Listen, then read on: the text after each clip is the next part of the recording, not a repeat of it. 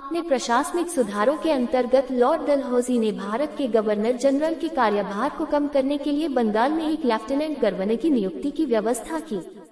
उन नए प्रदेशों, जिन्हें हाल में ही ब्रिटिश साम्राज्य में मिलाया गया था, के लिए डलहौजी ने सीधे प्रशासन की व्यवस्था की, जिसे नॉन रेगुलेशन प्रणाली कहा गया। इसके अंतर्गत प्रदेशों में नियुक्त कमिश्नरों को प्रत्यक्ष रूप से गवर्नर जनरल के प्रति उत्तरदायी बनाया गया। सैन्य सुधारों के अंतर्गत डलहौजी ने तोपखाने के मुख्यालय को कलकत्ता से मेरठ स्थानांतरित किया और सेना का मुख्यालय शिमला में स्थापित किया। ये सब कार्य डलहौजी ने 1856 में किया। डलहौजी ने सेना में भारतीय सैनिकों की कटौती एवं ब्रिटिश सैनिकों की वृद्धि की।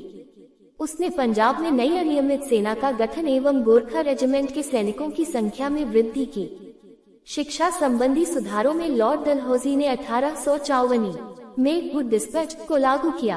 प्राथमिक शिक्षा से लेकर विश्वविद्यालय स्तर की शिक्षा के लिए एक व्यापक योजना बनाई गई। इसके तहत जिलों में एंग्लो वर्नाक्यूलर स्कूल, प्रमुख नगरों में सरकारी कॉलेजों तथा 3 प्रेसिडेंसियों कलकत्ता, मद्रास एवं बम्बई में एक विश्वविद्यालय स्थापित किए और साथ ही प्रत्येक प्रदेश में एक शिक्षा निदेशक नियुक्त किया गया। लॉर्ड डलहौजी को भारत में रेलवे का जनक माना जाता है, क्योंकि उसी के प्रयत्नों के फलस्वरूप महाराष्ट्र में 1853 में बम्बई से थाने तक प्रथम रेलगाड़ी चलाई गई। रेल व्यवस्था डलहौजी के व्यक्तिगत प्रयासों का प्रतिफल थी। अंग्रेजों ने इसमें खूब पूंजी लगाई। डलहौजी को भारत में विद्युत तार की भी शुरुआत करने का श्रेय प्राप्त है। 1852 में उसने शेडनेसी को विद्युत तार विभाग की अध्यक्षता सौंपी थी। डाक विभाग में सुधार करते हुए डलहौजी ने 1854 में नया पोस्ट ऑफिस एक्ट पास किया। इस एक्ट के तहत तीनों प्रेसिडेंसियों में एक महानिदेशक नियुक्त करने की व्यवस्था की गई। देश के अंदर 2 पैसे की दर से पत्र भेजने की व्यवस्था की गई। पहली बार डलहौजी ने भारत में डाक टिकटों का प्रचलन प्रारंभ किया।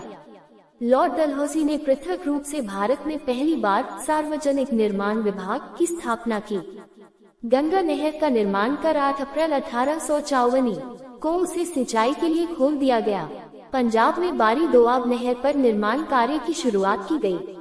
डलहौजी ने ग्रांड ट्रंक रोड का निर्माण कार्य भी पुनः शुरू करवाया।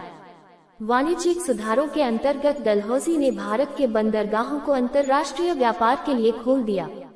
कराची, कलकत्ता एवं बम्बई के बंदरगाहों को आधुनिक बनाने का प्रयास किया गया।